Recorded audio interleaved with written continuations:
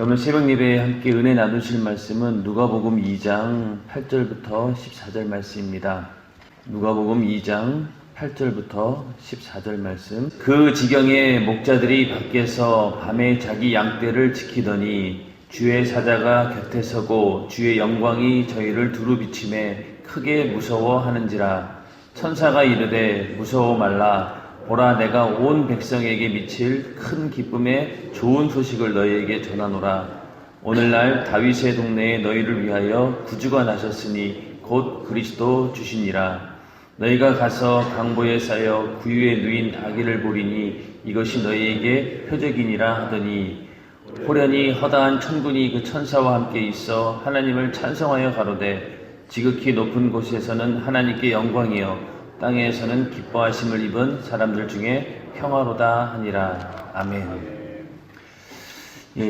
오늘 읽으실 본문은 예수님께서 탄생하시고 나서 목자들이 와서 예수님을 경배하며 또 찬양하는 그런 모습입니다. 우리들이 잘 알고 있듯이 마태복음 2장에 보면은 거기에서 처음으로 예수님의 탄생을 축하하고 또 경배했던 그런 사람들로 동방박사 이야기가 나옵니다. 그래서 동방이라고 하면은 그 페르시아, 바벨론에서 온 그런 점성술사라고 얘기도 하고, 그냥 우리가 생각하는 짜구려 점성술자가 아니고 그 나라에 있는 선지자와 같은 이제 그런 사람들이었다라고 하는데, 하여튼 이방에 있는 사람들이 와서 그 예수 그리스도의 탄생을 축하하면서 경배하고 또 황금과 유황과 모략을 드리면서 경배하는 모습을 보게 됩니다. 그런데 이 누가복음에서는 똑같은 내용인 예수님을 경배하는 사람이 누구냐면 바로 이 목자들입니다. 그 동방박사는 어떻게 오게 되었냐면은 유대인의 왕을 찾기 위해서 왔죠. 그래서 그들이 별을 보면서 유대인의 왕으로 나시니가 어디 있느냐 하면서 유대인의 왕을 찾아서 그들은 왔습니다. 그래서 마태복음에서 하고자 하는 얘기는 바로 예수님께서 이스라엘의 왕으로 오셨다. 그래서 왕으로 오신 예수, 이걸 강조하고 있기 때문에 예수님을 제일 먼저 경배하는 사람들을 동방박사들로 이제 내세우고 있고, 또 거기에 또 누가 나옵니까? 바로 헤롯 왕이 나오죠. 헤롯 왕이 유대인으로 왕으로 나신 예수를 어떻게든 죽이기 위해서 찾으려고 했고, 결국은 찾지 못하고 그 시점을 기인해서 그때 태어난 아이들을 전부 다 죽이게 되는 세상의 왕인 헤롯 왕과 또 유대인의 왕으로 오신 예수가 영적으로 충돌하고 있는 그런 모습 보여주고 있습니다. 그런데 이 누가복음은 그 읽는 대상이 이방인입니다. 로마인들을 위해서 그 대상으로 기록한 것이기 때문에 여기서는 어떤 유대인의 왕으로서 예수를 설명하는 것이 아니라 누구든지 믿음을 가진 자는 예수를 구체적으로 만날 수 있다라고 하는 것을 누가는 이제 보여주고 있는 것입니다. 이 누가복음에서 강조하고 있는 것은 바로 구주, 또 그리스도주, 누구든지 예수를 믿게 되면은 그가 바로 나를 죄에서, 저주에서, 지옥에서 구원해 주시는 구세주이다라고 하는 것을 보여주기 위해서 목자들이 등장하게 됩니다. 사실 그 목자는 그 당시 때 굉장히 그 천대받던 사람들이었습니다. 비주류에 있는 사람이었고 별 볼 일 없는 그런 사람들이었고, 근데 이제 우리가 이제 성경 가운데서는 목자 그러면은 하나님께서 우리의 목자 되시고 또 예수님께서도 우리의 목자가 되시고 이러다 보니까 굉장히 좋은 이미지를 가지고 있지만은 그 당시만 해도 이 목자들은 굉장히 비천한 직업이었고 거들떠보지 않는 그런 소외된 계층에 있는 사람들이었습니다.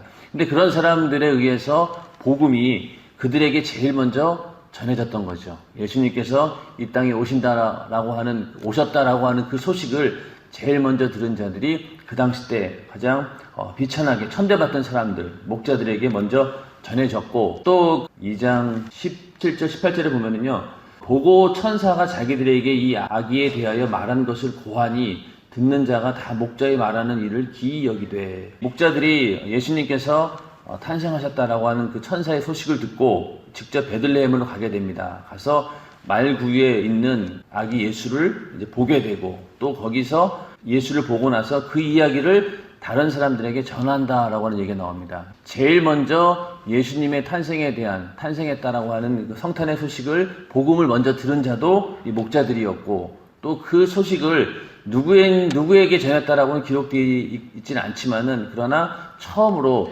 증거했던, 복음을 전했던 사람도 바로 이 목자들입니다. 누가복음은 시작부터 계속해서 나오는 등장인물들이 어떻습니까? 전부 다 이 비천한 사람들, 가난한 사람들이죠. 예수님께서도 정말로 태어나실 때 거처할 곳이 없어서 어떤 말구유에서 탄생하셔야 하는 그런 가난한 어떤 상황들, 또 그 부모인 요셉과 마리아도 굉장히 가난한 자들이었고, 그 주변에 있는 모든 그 도시라든가 여러 가지 환경들이 정말로 우리들이 봤을 때는 흠모할 것이 하나도 없는 그런 아주 초라한 가운데서 예수님께서 오셨고, 또 그 주변에 있는 사람들도 전부 다 이렇게 가난한 사람들입니다. 그래서 예수님께서도 가난한 자에게 복음이 전파된다라고 말씀하신 것처럼, 이 가난하다라고 하는 것은 어떤 의미에서 우리가 겉으로 가난하다라는 것도 있겠지만은, 무엇보다 더 중요한 것은 우리의 심령이 가난하다. 인간은 아무리 부귀영화를 누리고 또 대단한 것처럼 보이지만은, 그러나 그 심령을 봤을 때는 정말로 가난하기 그지없는 그런 존재였다는 것이죠. 왜냐하면은 죄로 인해서 영원히 죽을 수밖에 없고, 그 영원히 죽는다고 하는 것이 그냥 목숨이 끝나는 것이 아니라 죽은 다음에 영원한 지옥에서 고통을 받아야 되는, 죄의 문제를 도저히 해결할 길이 없는, 그로 인해서 이 땅에 사는 동안도 죄로 인한 질병, 저주, 고통 가운데 살아야 되고, 죽은 다음에도 지옥에 가서 영원한 형벌을 받아야 되는 그런 인간들이었기 때문에 하나님 보시기에 얼마나 이 가난한 자였겠습니까? 그런데 그런 자들을 위해서 하나님께서는 예수를 보내시고, 그래서 고린도후서 8장 9절에도 우리 주 예수 그리스도의 은혜를 너희가 알거니와 부요하신 자로서 너희를 위하여 가난하게 되심은 그의 가난함을 인하여 너희로 부요케 하려 하심이니라. 예수님께서 이렇게 철저하게 가난한 모습으로 또 비천한 모습으로 오신 것은 바로 우리를 그만큼 부요케 하시고, 또 우리를 하나님의 자녀로 또 주님의 신부로 높여주기 위해서 가장 낮은 모습으로 이 땅에 오신 것입니다. 여러분들도 그 성지순례를 가보신 분들은 알겠지만은, 이 베들레헴이라고 하는 그 도시를 이제 저도 한번 가봤는데, 처음에는 많은 기대를 가지고 가게 됩니다. 예수님이 탄생한 곳, 그러면은 우리는 그동안 보아왔던 대중매체를 통해서 TV나 이런 걸 봐서 굉장히 그 낭만적이고 그럴듯해 보이고, 그런데 막상 이 베들레헴이라고 하는 도시를 딱 가보면은, 일단은 그 도시 자체가 아랍인들이 사는 곳하고 이스라엘 사람들이 사는 곳하고 분리되어 있죠. 그나마 이스라엘 사람들이 사는 곳은 그래도 괜찮아요. 이렇게 도시가 좀 발달되어 있고, 그런데도 사람 사는 것처럼 보이는데, 이 베들레헴이라고 하는 그 도시는 아랍 사람들이 사는 그곳이더라고요. 일단은 들어가자마자 굉장히 음침한 분위기에, 마치 그 어떤 빈민촌에 있는 듯한 그런 아주 별 볼 일 없는 그런 동네예요. 많은 사람들이 이제 실망을 합니다. 그리고 예수님이 탄생하셨다고 하는 그곳에 가봐도 우리들이 기대했던 그런 모습은 없고, 전부 다 그냥 다른 이방 종교, 로마 가톨릭의 잔재만 잔뜩 있지, 우리가 생각했던 이런 예수님의 탄생에 대해서 어떤 거룩한 의미를 눈으로 보기에는 정말로 찾을 수 없는 곳이 바로 이 베들레헴입니다. 그런 것처럼 아마 그 당시에도, 이 당시에도 예수님이 탄생하는 그 당시에도 이 베들레헴이라고 하는 도시, 또 나사렛이라고 하는 그런 곳이 정말로 그 나라 전체에도 사실은 별 볼 일 없는 그런 나라인데, 그 가운데서도 정말로 초라한 도시였다는 것이죠. 그렇게 가난한 모습으로 또 비천한 모습으로 오셨다라고 하는 것은 우리 인류를 구원하기 위해서 가장 겸손한 모습으로 예수님께서 오신 것입니다. 우리는 그 예수를 정말로 간절히 사모하고, 말구유에 예수님께서 놓이셨다라고 하는 것은 바로 우리가 짐승처럼 예수의 살과 피를 먹지 않으면은 도저히 살 수 없는 그런 가난한 자고 배고픈 자였다라고 하는 사실을 알고, 우리는 예수를 사모하고 또 받아들이고, 또 어쩔 수 없이 그 죽음 앞에 우리는 감사하는 마음으로 예수의 살과 피를 먹고 살아야 되는 그런 존재다. 그렇기 때문에 우리는 정말로 내가 정말로 가난한 자구나, 심령이 가난한 자구나라는 것을 알고 예수를 환영해야 된다는 것이 오늘 이 누가복음 가운데 말씀하고 있는 바입니다. 10절에 가서 보라, 내가 온 백성에게 미칠 큰 기쁨의 좋은 소식을 너에게 전하노라. 오늘날 다윗의 동네에 너희를 위하여 구주가 나셨으니 곧 그리스도 주시니라.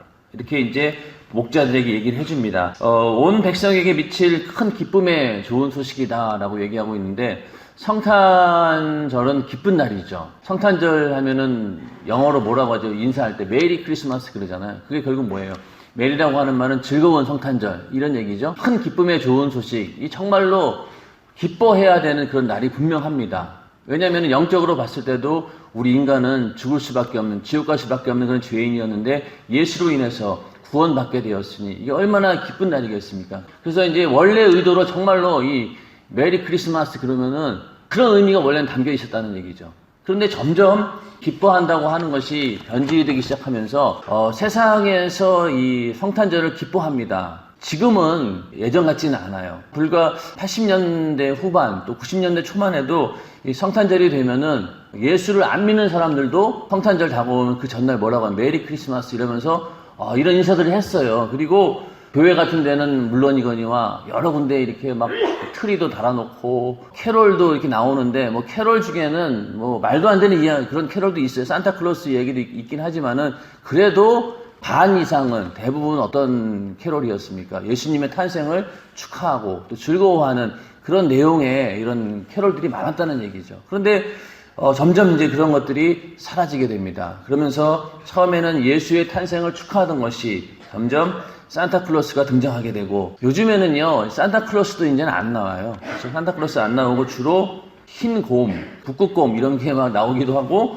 또 어떤 경우에는 아예 아무것도 없습니다. 눈 내리는 그냥 전경 보면서 그러다 보니 이제 사람들도 메리 크리스마스란 말을 쓰지 않고 시즌스 그리팅, 뭐 해피 할리데이 이러면서 미국에서조차도 크리스마스라는 말을 쓰지를 않습니다. 다원주의가 발달하고 다른 종교에 대한 배려 이런 것 때문에 크리스마스란 말도 쓰지 않고 그냥 시즌스 그리팅, 그래서 연말 연시를 그냥 가족과 함께 보냅시다 이런 의미로 그냥 변질이 돼버린 거예요.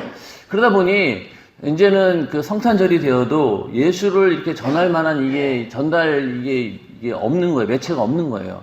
만약에 성탄절을 정말로 다 예수님이 탄생하신 날이라고 알고 있다라고 하면은 오히려 우리에게는 복음을 전하기 굉장히 좋은 날입니다. 진실된 어떤 예수님께서 탄생하신 그 의미를 설명해 줄 수 있는 그런 계기가 되는데 지금은 그렇지 못하고 모든 사람들이 외면하고 단지 그냥 이날 즐거운 날, 그냥 무조건 즐거운 날, 연말 분위기에 흥청망청 취해서 그냥 하루를 보내는 그런 정도의 날로 변질시키다 보니까 기쁜 날이라고 얘기하고 사람들은 많이 들떠 있지만은 이게 진짜 기쁜 게 아닌 거죠. 그냥 육신의 어떤 쾌락과 어떤 방종을 위해서 기뻐하는 것이지 우리가 말하는 것처럼 예수님께서 날 위해 오셨다라고 하는 그것 때문에 기뻐하는 것은 아니란 얘기입니다. 그러다 보니 세상에서 말하고 있는 이 기쁨이라고 하는 것은 그런 기쁨이 아니라 온전히 타락과 방종의 날로 기뻐하는 것. 이게 참 안타까운 일이죠. 세상은 성탄절이라고 기뻐하고는 있지만은 그것이 기뻐하는 것이 아니라 육신의 쾌락과 방종으로 즐거워하는 그런 날이 되어버렸습니다. 그러나 성탄절은 정말로 우리에게는 기쁜 날입니다. 왜냐하면은 성탄절로 인해서 예수님께서 이 땅에 오심으로 인해서 죄에서 구원받을 수 있었고 우리가 그리고 하나님께서 우리와 함께 하신다라고 하는 임마누엘 그 축복이 우리에게 이루어진 날이 바로 성탄절입니다. 예수님께서 이 땅에 육신을 입고 오시지 않으면은 또 육신을 입고 오셔서 십자가에 달려 죽고 부활하지 않으셨다라고 하면은 우리 하나님께서 우리와 함께 하신다라고 하는 그 말이 이루어지지 않습니다.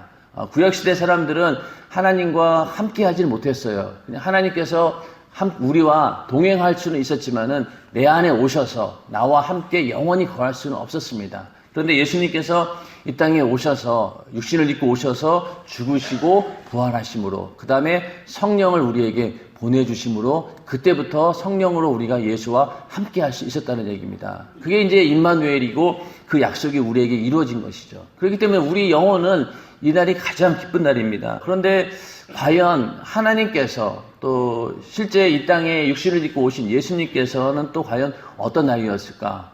하나님 보시기에는 자기 아들이 죽기 위해서 이 땅에 오신 날이기 때문에 기쁜 날이라기보다는 어떻게 보면은 참 안쓰러운 그런 날이겠죠. 자기 아들이 이 땅에 와서 죽어야 되니까. 또 예수님 당신도 어떻겠습니까? 내가 이 땅에 온 목적이 죽기 위해서 왔다라고 했을 때 그 삶이 참 어떻게 보면은 인간적으로 봤을 때 이게 기쁠 일은 아니잖아요. 그렇죠? 그런데 그럼에도 불구하고 하나님께서는 기뻐하셨다는 겁니다. 왜 그럴까요? 물론 십자가라고 하는 그 죽음 앞에서는 자기 아들이 죽는 모습 또 자기 자신이 죽어야 하는 그런 상황 가운데서는 기뻐할 이유가 없겠지만은 그 십자가 너머에 뭐가 있습니까? 바로 우리 인간이 구원받는다라고 하는 그것이 있기 때문에 하나님께서는 또 예수 그리스도께서는 그 사실을 보고 기뻐하셨다는 거죠. 당장 십자가라고 하는 죽음 앞에서는 기뻐하지 못할 수도 있겠지만은 그 십자가 너머에 있는 그 부활의 영광 또 우리 인류를 구원하신다라고 하는 하나님의 뜻이 이루어지고 또 그것을 자기 몸으로 직접 이룬다라고 했을 때 하나님께서는 또 주님께서는 너무 기쁘셨다는 거죠. 그 기쁨을 우리는 성탄절을 맞이하면서 소유해야 된다는 겁니다. 우리가 이제 성탄절을 맞이하면서도 결국 우리가 부딪히는 곳은 어디입니까? 예수님께서 날 위해 죽으셨다라고 하는 그 십자가 앞에서 우리는 또 멈춰 서는 거예요. 분명히 기쁜 날이고 즐거운 날이고 내가 죄에서 사함받은 날이고 다 기쁜 날이지만은 막상 십자가라고 하는 그 앞에 딱 서는 순간 그래 예수님께서 날 위해 죽으셨지, 날 위해 고난 당하셨지. 그러다 보니 거기에서 우리는 마냥 어린아이처럼 기뻐할 수는 없다는 얘기입니다. 그러나 우리는 좀 더 하나님의 심정을 가지고 성탄 이후 십자가의 사건 이후 부활하시고 우리에게 구원을 주실 때 하나님께서 기뻐하시는 그 기쁨을 우리도 소유한다는 얘기죠. 그렇기 때문에 결론적으로 우리 성탄절은 우리에게 기쁨이 되는 그런 날이 되어야 된다는 것입니다. 십자가라고 하는 사건 앞에서 잠시 멈춰서서 날 위해 죽으신 예수 그리스도 그분 때문에 내가 마냥 기뻐할 수는 없지 이렇게 생각하면서도 그러나 십자가 넘어서 하나님께서 우리가 구원받는 것을 기뻐하시고 그걸로 인해서 주님도 기뻐하시고 또 하나님께서도 자기 아들은 죽였지만은 그러나 그것으로 인해서 기뻐하셨다라고 하는 것. 그래서 우리에게도 그 기쁨이 있기를 주님의 이름으로 축원합니다. 오늘 읽으신 본문 가운데 천사들이 이제 14절에 가면은 지극히 높은 곳에서는 하나님께 영광이요 땅에서는 기뻐하심을 입은 사람들 중에 평화로다. 이렇게 천사는 찬양을 하고 있습니다. 하나님께 영광이다라고 하는 이 이야기는 예수님께서 이 땅에 육신을 입고 성탄하셔서 공생애를 사시면서 십자가에 달려 죽으시고 부활하시면서 거기까지 이제 모든 그 생애가 하나님께 영광이 된다는 겁니다. 그 얘기는 결국 뭐냐? 예수님께서 이 땅에 오신 목적은 우리 인류를 구원하기 위한 것이고 또 한편으로는 마귀를 멸하기 위해서 이 땅에 오셨습니다. 예수님께서 이 땅에 오셔서 인류를 구원하고 또 마귀를 완전히 멸하는 그 모든 하나님의 사역을 마무리 짓고 부활 승천하셔서 보좌 우편에 앉으시면서 하나님께 영광을 올려드리는 겁니다. 예수님께서 이 땅에 오셔가지고 부활 승천해서 보좌 우편에 앉으실 때까지 그 모든 일들이 하나님께 영광이 되는 겁니다. 세상 악한 마귀를 완전히 멸하고 승리하신 그 소식을 하나님께 올려드리고 또 그로 인해서 죄와 저주와 지옥 가운데 있던 우리 인간들을 전부 다 구원했다라고 하는 그 소식을 하나님께 올려드리는 것. 그것이 이제 영광이 되는 것이죠. 그래서 요한복음 1장 14절에 보면은 말씀이 육신이 되어 우리 가운데 거하심에 우리가 그 영광을 보니 아버지의 독생자의 영광이요 은혜와 진리가 충만하더라. 예수님의 어떤 그 죽으심을 보면서 우리는 아까 말씀드린 것처럼 십자가에 달려서 얼마나 고난 당하셨을까. 물론 그것이 중요하지만 더 중요한 것은 그 이면에 그 십자가의 사건을 통해서 악한 마귀가 멸하게 되었고 그로 인해서 우리가 죄와 사망과 저주 가운데서 해방받을 수 있었다라고 하는 것. 그것이 승리의 소식이고 보좌 우편에 예수님께서 올라가심으로 인해서 그 모든 일들을 하나님께 영광으로 올려드릴 수 있다라고 하는 것입니다. 우리도 이 땅에 살면서 예수님처럼 공생애를 살게 되는데 살면서 여러 가지 고난을 당하게 되죠. 또 예수 믿는다고 수많은 핍박을 당하게 되고 또 이 땅에 육신으로 살면서 여러 가지 정말로 많은 고난과 어려움을 겪게 되는데 그러한 모든 것들이 나중에 하나님께 영광이 되어서 내가 천국에 올라갔을 때 내가 살아온 모든 날들이 하나님께 올려드리는 그런 영광이 된다고 하는 것. 이게 참 너무나 감사한 일이죠. 하루하루를 살아갈 때 이렇게 하나님께 모든 영광을 올려드릴 수 있는 그런 하나님의 그 뜻을 이루는 일, 그 사역을 감당하는 일로 우리를 하루하루 채워나갈 때 우리가 죽은 다음에 예수님께서 하나님께 모든 영광을 올려드렸던 것처럼 우리도 우리의 삶 전체를 하나님께 영광으로 올려드리게 되는 것입니다. 그래서 오늘 우리의 삶 가운데 매일매일 주어지는 여러 가지 환경들이 있지만은 그런 모든 것들이 하나님께 영광이 되는 죄를 이기고 마귀를 이기고 또 많은 영혼들을 구원하는 일에 내가 쓰임받았을 때 그것이 우리에게는 큰 영광이 될 줄로 믿으시기 바랍니다. 그래서 이렇게 해서 하나님께는 영광이요 또 사람들 중에는 평화로다라는 얘기는 우리 안에 그동안 하나님과 막혀있던 그 죄의 담이 무너지면서 이제는 하나님과 화평하게 되었다. 그래서 그때부터 우리 인간에게는 평화가 오기 시작한 것입니다. 이 평화라고 하는 것은 그냥 우리들이 말하는 그냥 뭐 평화 이런 게 아니라 이스라엘 사람들은 그 샬롬이라고 하는 말을 많이 쓰거든요. 그 평화가 임했다는 거죠. 하나님께서 우리에게 주시고자 하는 그 평화, 그것은 바로 하나님과의 관계 속에서 죄의 담이 무너지고 하나님께 이제는 나아갈 수 있는 그런 화평을 말하는 것입니다. 그러다 보니 이제 우리 안에 그 하나님과의 화평이 이루어지다 보니 이제는 내 주변에 있는 이웃들과도 당연히 화평이 이루어지게 됩니다. 예수를 믿은 다음부터는 원수도 사랑하게 되고, 그리고 노예나 또 주인이나 상관없이 예수 안에서 서로 형제가 될 수 있는, 이게 바로 예수 그리스도께서 이 땅에 오심으로 인해서 우리에게 준 그 화평의 어떤 열매가 되는 거죠. 예수를 믿게 되면은 그 다음부터는 이념도 떠나게 되고 또 민족도 떠나가게 되고 모든 것들을 다 초월해서 어느 누구든지 사랑할 수 있는 것이 바로 이 예수 십자가의 그 사랑입니다. 그걸로 인해서 모든 사람들이 화평해지는 것이죠. 그러니까 우리가 사실은 북한에 있는 김정은을 놓고 기도합니다. 김정은이 예수 믿고 구원받게 해달라고. 솔직히 내키지는 않아요. 그렇죠? 그런데도 정말로 우리들 마음 가운데 그 사람이 예수 믿겠다고 하고 회개하고 돌아오면은 받아줄 만한 용의가 우리 기독교인들에게 있다는 얘기죠. 또 우리 주변에 정말로 나를 정말로 괴롭히고 나에게 피해를 주고 정말로 나를 미워하던 그 사람도 그 사람이 예수 믿고 돌아와서 회개하고 용서를 구할 때 우리는 그냥 아무 조건 없이 용서해 줄 수 있는 그런 마음이 있다는 얘기죠. 그게 왜 그럴까요? 우리 안에 하나님께서 그 화평이 이루어졌기 때문에 자동적으로 예수로 인해서 모든 사람과 화평할 수 있다는 겁니다. 그렇기 때문에 기뻐하심을 입은 사람들 중에는 평화가 임했다라고 하는 것이 바로 그런 의미입니다. 그래서 하늘에는 하나님께 영광을 올려드리고 이 땅에서는 우리가 정말 하나님 말씀대로 살고 또 복음을 증거하고 또 많은 사람들과 서로 교제하면서 하나님께서 우리에게 주신 평화를 누리는 것, 이것이 하나님께서 우리에게 주어진 어떤 삶의 의미입니다. 하나님께 영광 올려드리고 위로는 그리고 또 아래로는 모든 사람들과 예수 그리스도의 은혜 안에서 서로 평화를 나눌 수 있는, 화평할 수 있는 것, 이것이 바로 하나님께서 우리에게 주신 성탄의 의미인 줄로 믿으시기 바랍니다.